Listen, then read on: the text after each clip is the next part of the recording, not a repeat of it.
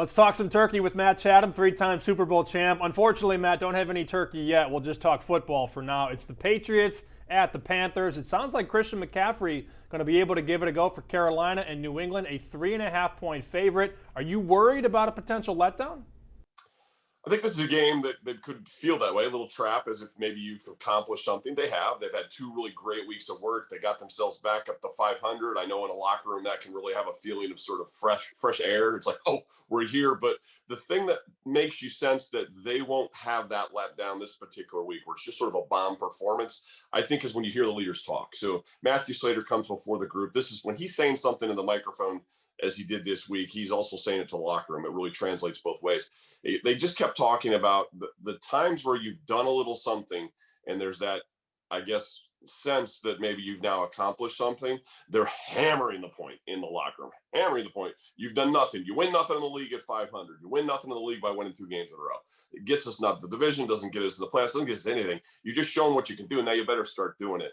I think it also helps that they actually did have one of these against Houston this year. I know they won that game, but Houston was in such terrible straits when they saw them, and they were really beaten for multiple quarters of that game. So I think they've sensed that this is what could happen if you don't show up, and they're also hammering the point that the last 2 weeks, as good as they are, they don't get you the victory necessarily in Carolina.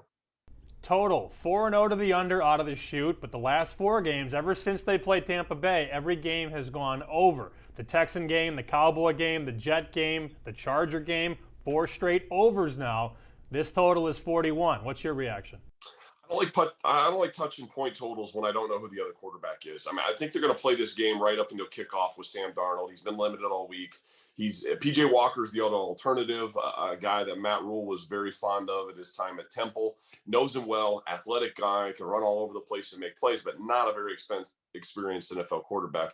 You mentioned the McCaffrey return, but good Lord, as much as that guy's been in and out of the lineup and as much mileage as he has on him, it's hard to imagine the addition of a running back pushing a point total. I mean, maybe we're talking about a score more healthy for them, but they've been a 17-point offense recently. I just think there's too much uncertainty here in how they might perform, less so than the Pats. And again, expect the Pats to come back a little more to earth here.